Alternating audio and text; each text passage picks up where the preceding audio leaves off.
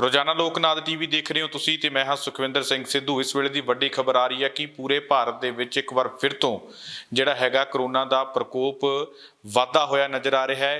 दोबारा तो केस वधने शुरू हो गए ने, जिस दे मद्देनज़र भारत सरकार दे वल्लों कुछ सख्त फैसले लए गए ने। तुहानूं फैसले भी दस दिंदे आ कि करोना दे जिहड़ा हैगा पिछले दिनों तो कुछ तो देश 'च करोना वायरस के मरीजों की गिणती 'च एक बार वाधा होने लग्या है। इसलिए केंद्रीय सेहत ते परिवार भलाई मंत्रालय ने विदेश यात्रा तो भारत आने वालियां लई नवीं हदायतां जारी कीतियां ने। ये नवे नियम 22 फरवरी की रात 12 बजे तो लागू हो जाएंगे और अगले हुक्मां तक जारी रहणगे। सब तो पहलां दस दिंदे आ कि विदेश तो आने वाले सारे यात्रियों को कोविड-19 लई स्वै घोषणा पत्र प्रमाण पत्र दे तय समय तो पहला ऑनलाइन एयर सुविधा पोर्टल ते भरना होवेगा।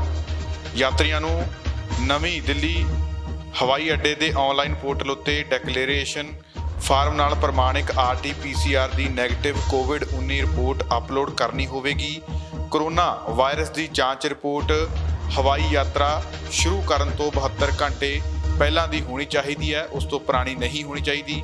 सिर्फ बिना लक्षण वाले यात्रियों को ही थर्मल स्क्रीनिंग तो बाद उड़ान भरन की इजाजत दी जाएगी। नैगेटिव रिपोर्ट तो बिना भारत पुजण ते सिर्फ उस यात्री को ही आने की इजाजत होगी जे उसके परिवार विच किसी का देहांत होया। छूट हासिल करने लई यात्रियों को ऑनलाइन पोर्टल उत्ते यात्रा तो 72 घंटे पहला अर्जी देनी होगी।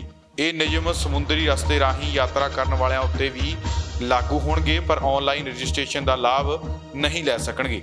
इंग्लैंड, ब्राजील ते दक्षिणी अफ्रीका तो पुजण वाले यात्रियों को कंपनी वालों हवाई जहाज़ तो वख कर दिता जाएगा।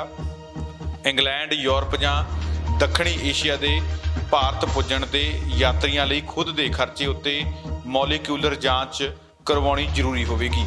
हवाई अड्डे तो बाहर निकलण तो पहला यात्रियों को अपना सैंपल तय स्थान पर देना होगा। रिपोर्ट के नैगेटिव होने उत्ते उन्होंने 14 दिनों लई सेहत उत्ते खुद की निगरानी रखण की सलाह दी जाएगी। जे रिपोर्ट पॉजिटिव आउंदी है तो उन्होंने योग सेहत प्रोटोकॉल मुताबिक इलाज करवाना पवेगा।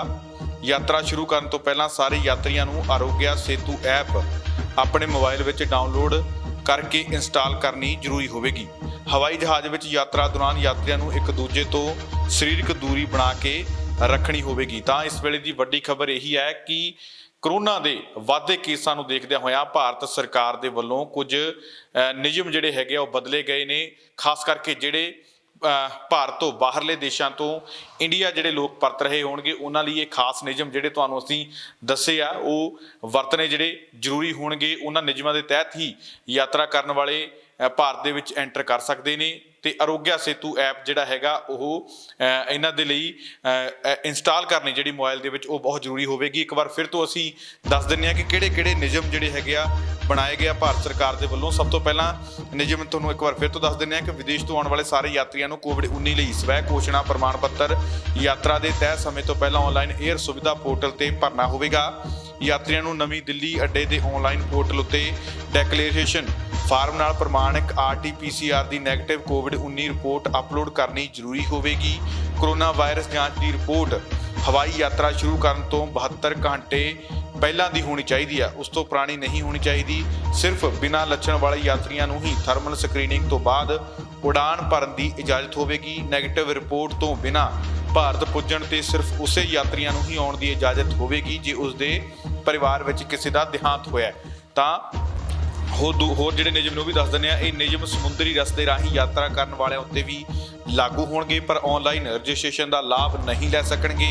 इंग्लैंड, ब्राजील ते दक्षिणी अफ्रीका तो पुजण वाले यात्रियों को कंपनियां वालों हवाई जहाज़ तो वख कर दिता जाएगा।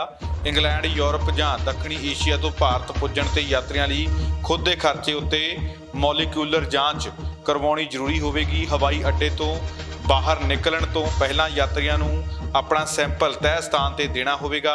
रिपोर्ट के नैगेटिव होने उत्ते उन्होंने 14 दिनों लई सेहत उत्ते खुद की निगरानी रखण की सलाह दी जाएगी। जे रिपोर्ट पॉजिटिव आउंदी है तो उन्होंने योग सेहत प्रोटोकॉल मुताबिक इलाज करवाना जरूरी होगा। यात्रा शुरू करने तो पहला सारे यात्रियों को आरोग्य सेतु ऐप अपने मोबाइल में डाउनलोड करके इंस्टॉल करनी जरूरी होगी। हवाई जहाज़ में यात्रा दौरान यात्रियों ने एक दूजे तो सरीरक दूरी बना के रखनी होगी। तो ये ਉਹ ਨਿਯਮ ਨੇ ਜੋ ਭਾਰਤ ਤੋਂ ਬਾਹਰਲੇ ਦੇਸ਼ਾਂ ਤੋਂ ਜਿਹੜੇ ਲੋਕ ਆਉਣਗੇ ਭਾਰਤ ਦੇ ਵਿੱਚ ਉਹਨਾਂ ਦੇ ਨਾਲ ਸੰਬੰਧਿਤ ਕਰੋਨਾ ਨੂੰ ਮੱਦੇਨਜ਼ਰ ਰੱਖਦਿਆਂ ਹੋਇਆਂ ਭਾਰਤ ਸਰਕਾਰ ਦੇ ਵੱਲੋਂ ਨਵੇਂ ਨਿਯਮ ਬਣਾਏ ਗਏ ਨੇ। ਤਾਂ ਜੇਕਰ ਤੁਹਾਡਾ ਕੋਈ ਰਿਸ਼ਤੇਦਾਰ, ਤੁਹਾਡਾ ਕੋਈ ਸੱਜਣ ਮਿੱਤਰ ਜਾਂ ਤੁਸੀਂ ਖੁਦ ਜਿਹੜੇ ਹੈਗੇ ਆ ਭਾਰਤ ਤੋਂ ਬਾਹਰਲੇ ਦੇਸ਼ਾਂ ਤੋਂ ਭਾਰਤ ਦੇ ਵਿੱਚ ਐਂਟਰੀ ਮਾਰਨ ਦੀ ਸੋਚ ਰਹੇ ਹੋ ਤਾਂ ਤੁਹਾਨੂੰ ਇਹ ਨਿਯਮ ਇਹ ਜਿਹੜੇ ਲਾਗੂ ਕੀਤੇ ਗਏ ਨੇ ਭਾਰਤ ਸਰਕਾਰ ਤੋਂ ਅੱਜ ਰਾਤ ਤੋਂ 12 ਵਜੇ ਲਾਗੂ ਹੋ ਜਾਣਗੇ। ਇਹ ਨਿਯਮਾਂ ਦੀ ਪਾਲਣਾ ਕਰਨੀ ਬਹੁਤ ਜ਼ਿਆਦਾ ਜ਼ਰੂਰੀ ਹੋਵੇਗੀ ਕਿਉਂਕਿ ਭਾਰਤ ਦੇ ਵਿੱਚ ਇੱਕ ਵਾਰ ਫਿਰ ਤੋਂ ਪ੍ਰਕੋਪ ਹੈ ਕਰੋਨਾ ਦਾ ਉਹ ਵਾਧਾ ਹੋਇਆ ਦਿਖਾਈ ਦੇ ਰਿਹਾ, ਜਿਸ ਦੇ ਮੱਦੇਨਜ਼ਰ ਕਰੋਨਾ ਦੇ ਕਰਕੇ ਹੀ ਭਾਰਤ ਸਰਕਾਰ ਦੇ ਵੱਲੋਂ ਇਹ ਨਿਯਮਾਂ ਦੇ ਵਿੱਚ ਬਦਲਾਅ ਕੀਤਾ ਗਿਆ। ਕੈਮਰਾਮੈਨ ਸੁਖਚੈਨ ਸਿੰਘ ਦੇ ਨਾਲ ਸੁਖਵਿੰਦਰ ਸਿੱਧੂ, ਰੋਜ਼ਾਨਾ ਲੋਕਨਾਥ ਟੀਵੀ, ਪਟਿਆਲਾ।